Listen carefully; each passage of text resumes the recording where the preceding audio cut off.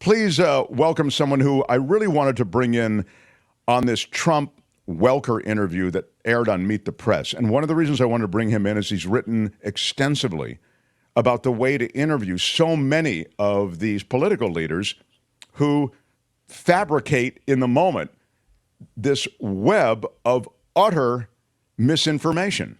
How to deal with a fire hose of lies along the lines of what we saw in that Meet the Press interview.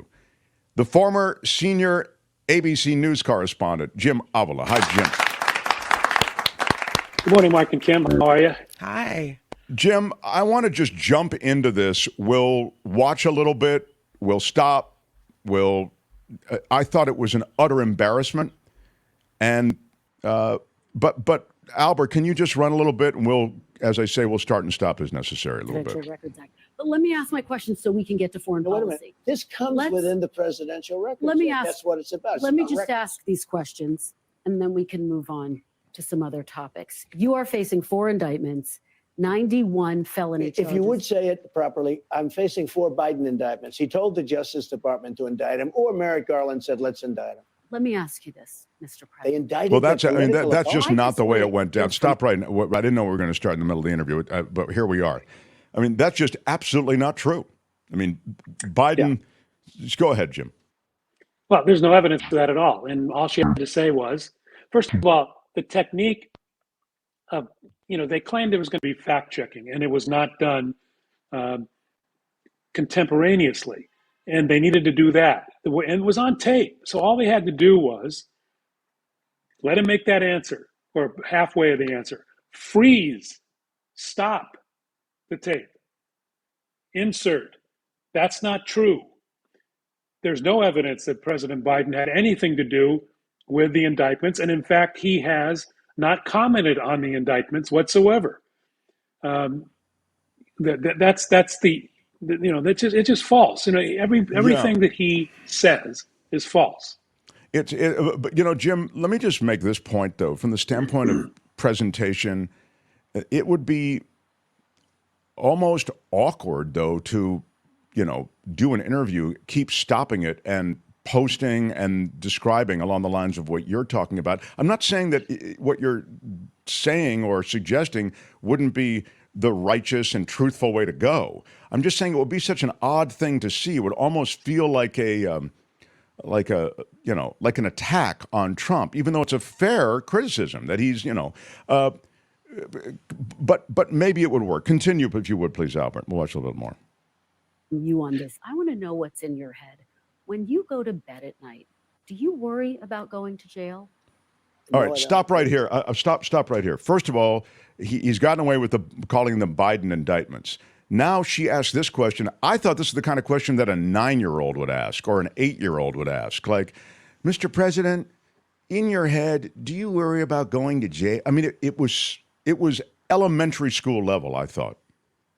Well, it was not, it was not maybe at the end of the interview after you've, gone through all this stuff and the important things, maybe. But okay. Let me just go to your awkward point. Is it awkward what we're doing right now?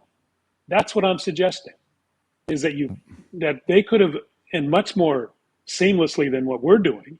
Sure. They could have easily have played a statement, stopped, and said, here is the context, or here is the truth about what Mr. Trump is saying. And that, would it have been shocking? Would the right wing would have gone off the charts? So what? Sure. Okay, that's fair. I don't care. Yeah. Go ahead, He Albert. agreed to sit down. You're not going to allow him, I'm not going to allow him to get on my program, the venerable Meet the Press, the granddaddy of all Sunday morning shows, and allow him to lie after lie after lie without being challenged. It's wrong. That's certainly true. That's absolutely true. Go ahead, Albert. I don't even think about it. I'm built a little differently, I guess, because I have had people come up to me and say, how do you do it, sir? How do you do it? I don't even think about it. These are corrupt people that I'm dealing with. They're destroying our country. I don't even think about it. All I think about is making the country great, making America great. Look, these are political. These are Banana Republic indictments. These are third world indictments. The president of the United States sees how we're doing. We have a movement, the likes of which has never happened in this country before. And you see it with the polls. I mean, I'm up on these people by 60 points and 59 points. I don't mean I'm at 59. I'm leading them by 59. You almost say, like, why are they campaigning? Asa Hutchinson, he's at 0. Christie's at 2. Other ones are at 1. DeSanctimonious is at 9. I just see a poll come. I mean, I'm leading him by 60 points. Mr. President. And you say, why are they doing it? But here's what they did. They saw this happening. And he went to the Attorney General of the United States and he told them, indict Trump. There's just no evidence of that, Oh, Mr. why? President. Because you mean he's But let's stay on Look at track. all the lies he's Mr. told. President, I want to talk Kristen, about wait a you. minute. Wait. Could I say one thing? Look at all the lies he's told over the last couple of weeks. He said he was at the World Trade Center, and he wasn't. He said he flew airplanes, right? He didn't. He said he drove trucks, and he didn't. Everything he says is like a lie. It's terrible. Mr. President, Even his handicap I in golf, wanna he said stay- he's a 6. He's not a 6. I want to stay focused on you Oh my for the God. purposes of this interview, okay? Because it's important that we hear from you Yeah. about all of this. Tell Well, me I'd what, like Okay, you to, so- but you keep interrupting me. tell me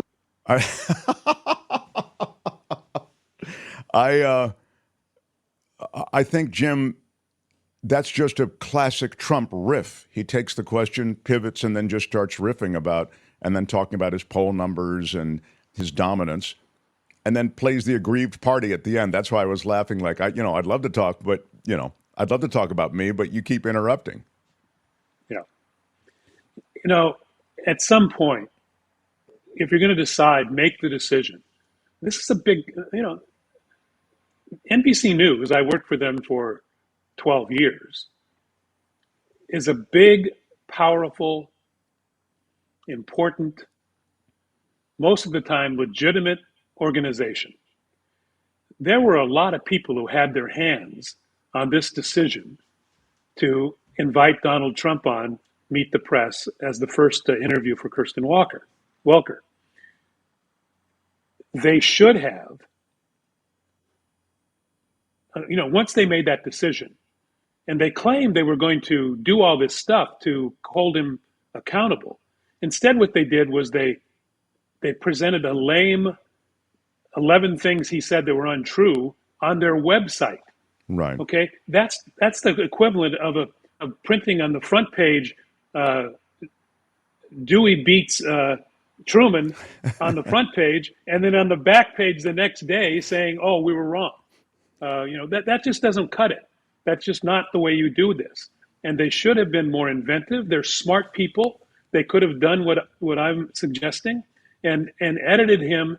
If you got him to sit down and agree to a taped interview that you could edit, then you got to use it. You got to do it the right way. And Sure. Why tape it if you're literally just not going to correct it? It was corrected so tepidly, as you suggest, a little bit online and primarily online and a little bit on the air.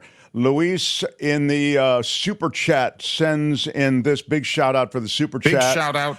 Aside from creating more evidence for prosecution, Trump interviews are a waste of time. He is, quote, built differently, equals most people are not sociopathic, narcissistic, compulsive liars. I mean, it is true. No one would stand up in the face of everything he's facing and completely deny it. It's proven to be an effective way to proceed, particularly to his cult. They, of course, want to hear revisionist facts. And I wonder how much of his stuff, again, the reason we think it important to challenge it in the moment, Jim, is because if you don't challenge it, there's an implicit suggestion that it might be a legitimate statement that he's made. Yeah, let me give you a little insight into what's going on here, okay? I know Kristen Welker. She sat 4 seats over from me when I was at ABC News, sitting in the front row of the White House press room. She is a nice woman. She is a good journalist, a good reporter. She is not experienced at doing interviews. And frankly, she's not mean enough. You have to be mean. You have to have a tough crust to be able to sit there across from Donald Trump and refute him and be not afraid of being rude, not afraid of saying, no, excuse you, Mr. President.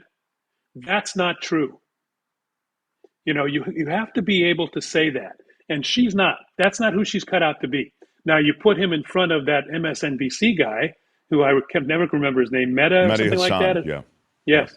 Now, or a British TV interviewer who, Right. they are great at this. And Yeah, they will I mean, even continue to Piers ask this. Morgan. I mean, Piers Morgan Yeah. is tough. Yeah. You just, what you do is, and she didn't do this at all, is you ask the same question again. No, Mr. Trump, you didn't answer the question. Here's the question again.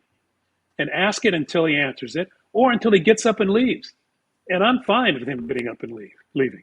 That's, if you want to make a splash and you're at NBC News, make Donald Trump stand up and leave because you held him account. That's what would have done it. I wondered after this thing went down what people said. They had their little, their round table of pundits. And Yeah. one of them said, well, I think it's important to have him on because he's a candidate, for president. He leads the Republican field. It's really his party. That's almost a direct quote. And he needs to be Peter Baker of the New York Times. Peter Baker, thank you, the New York Times. And then Peter Baker said this, and he needs to be fact-checked, which you did in real time. I'm thinking, she did? I mean, you just floated a lie, Peter Baker. That's absolutely not true. One thing she didn't do was fact-check him in real time. I mean, I think there might have been 2 instances in which she pushed back. Yeah, I thought that was kind of a lame way to do it. And they put Peter Baker in kind of an awkward position. He's a paid consultant for NBC News. He's paid to be on that show. And to make him be the person on the show to defend their decision, I think was unfair. Somebody should have asked Kirsten Welker that question. And I'm sure they are going to be. Or an NBC News president or an NBC News executive producer, the people who made those decisions on how to handle it.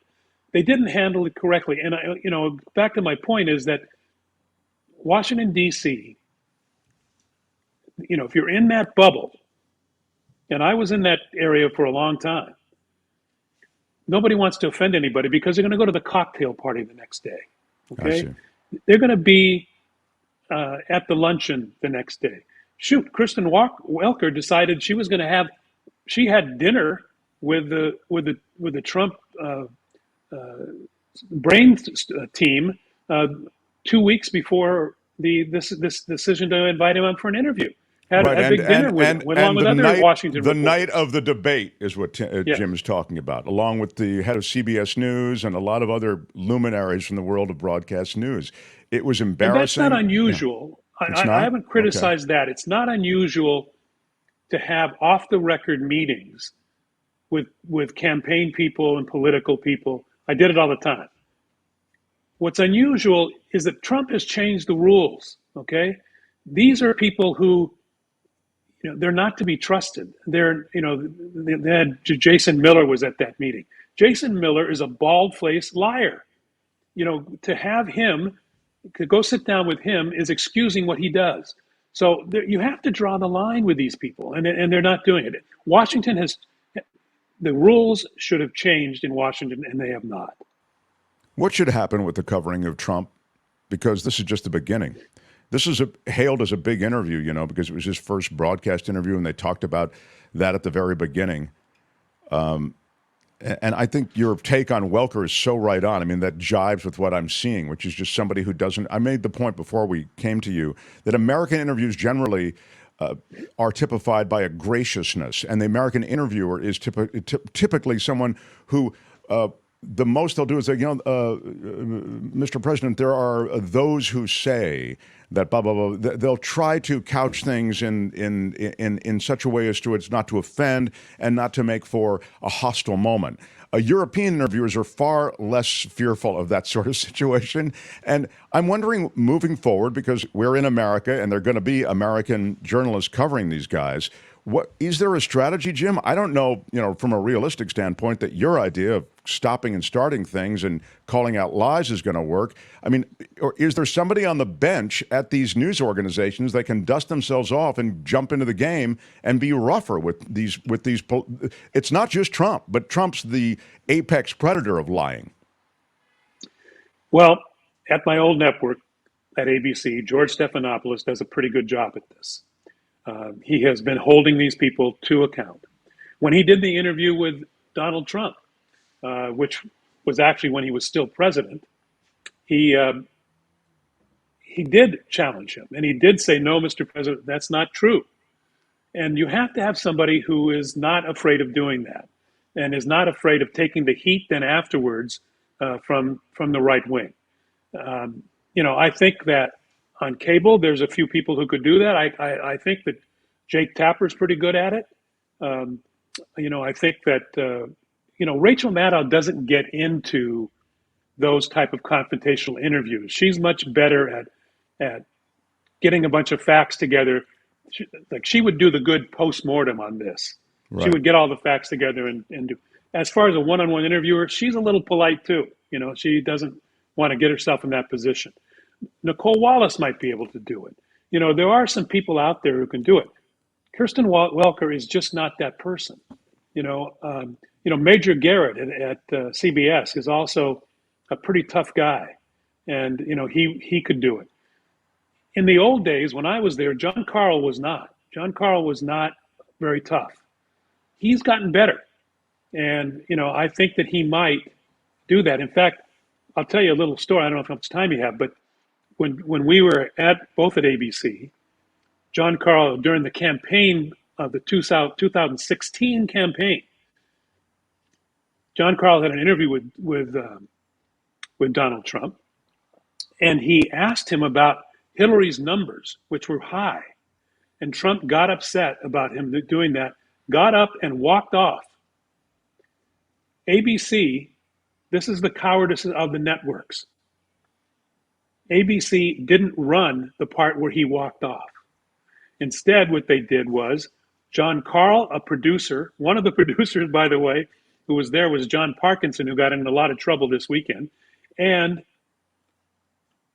at the time, and had ABC News senior vice president was there, and they got with Trump in a corner of the room off camera and convinced him to come back and promised him they would not run that question or his walking off, and he continued the interview. Wow. That's the kind of cowardice we are dealing with at the network levels. Now, some of that has changed over time. Those people aren't there anymore. Well, I wonder what kind of deal was made with NBC. They seem to not, was he allowed, in order to get this interview on Meet the Press, was he allowed to say what he wants and know that he'll essentially not be fact-checked in real time? Or I don't know, was anything off limits? Or it was unclear to me if some deal was made, because she seemed awfully, I guess it all really is at the feet of politeness, but it's just crazy how timid she was. Yeah, that's the Kirsten Welker I know. It was not, and that's why I had some reservations about her doing this. I've had some reservations about, even though I like her as a person and I think she's a good journalist most of the time, I was worried that she would be Chuck Todd too. And unfortunately, she may have even came off even worse than Chuck Todd. Oh, yeah. Now, how do you handle this in the future? Do you in fact allow Donald Trump to come on your programs? There's an argument to be made that yes, as they're making, that he is, the Republican frontrunner, and he is a former president of the United States. But I think there have to be strict rules that you have to be willing, and he has to agree to the fact that he's going to be checked. He's going to be fact checked in real time. And just as if Joe Biden goes on there and makes a stupid remark like he has done in the past, he's got to be called on it. I don't think that he's any different than I do think he's different. I don't think that he should be treated any differently than Donald Trump if he lies. And I will say this last thing, Jim. Yeah. We're talking to ABC's Jim Avila, former ABC news Yeah, correspondent. you better say former ABC now. Yeah, after what former I just said about ABC senior news correspondent and covered the White House for so many years. But there are different kinds of lies, you know. By the way, I'm not a fan of any lies, but they do fall on a spectrum. And there's the grandpa thinks he taught 4 years of whatever at Penn State lie of government. Let me tell you, I was dean of the poli-sci department of, for 4 years, whatever. I was at ground zero the next day when you were actually there the following week or whatever it was, or 4 days later. There's that kind of lie. And again, I'm not sanctioning it, but I am putting it on a spectrum in a place that's not as bad as lying about the outcome of an election, okay? That's a very big deal. And so I think when we talk about, and the lies made up about those poll workers and the lies, there's so much at stake here. The lies that essentially incite an insurrection. I mean, those lies fall on the spectrum in a different place than do the lies about, oh, let me tell you, I was a professor of government at, again, I don't like either, but both are not the same. So, Jim, some closing thoughts, and then we are moving on. Well, I'm sorry I missed a lot of that. My signal dropped out. I think I'm back, right? Yeah, go ahead. Okay. We're just wrapping up, so go ahead, please. Okay. Well, my closing thought is that this was a disaster waiting to happen. I thought that NBC set some ground rules where they could have been effective, and then they didn't. They decided not to be brave and do it. Should we continue to interview him? Only under certain very strict circumstances. He does. The good part about it, and I think your viewers have pointed some of this out, the good part about it is that when you allow Trump to talk, he's putting himself in prison. I mean, besides leading an insurrection and another insurrection with his followers, he said on this interview, that it was his idea to do the insurrection, which others had claimed that he was just listening to lawyers. He took full responsibility for that. He didn't mean to. He also may have gotten himself in prison for violating the latest judge's order when he said that his chief of staff, I'm hoping he's going to be loyal. Well, that's a key witness in the case. He's not supposed to address them. And for him to say that can be used. So I think those are problems. So he does, there is some value to allowing him to talk. You just have to be ready to challenge him. And I don't think NBC News was. Yeah, indeed. Well, there's a lot coming out here in relation to it. And it's also worth noting that the Trump followers, and generally those who vote Republican, I guess that might be the way to put it. I was going to say the right. I don't know what the right is anymore. Right and the left begin to get confusing on various topics. But they already have a pretty low regard for NBC. So it's funny that, the libs are angry at NBC. The conservatives are angry at NBC. It's a weird thing. Do we have something? Is this a super chat, Albert? Let me just see it from Trevor in Hollywood. Mark, I just sent you a dump of Trump. Oh, sorry, I didn't get them to. We're going to have new drops of Trump. It was wrong. It was stupid. And I'm trying to be a better person. That was Trevor wanting to let us know that he'll. There's no defense. There is no defense for my conduct. Exactly. So there you go. Jim, a treat to be able to talk to you.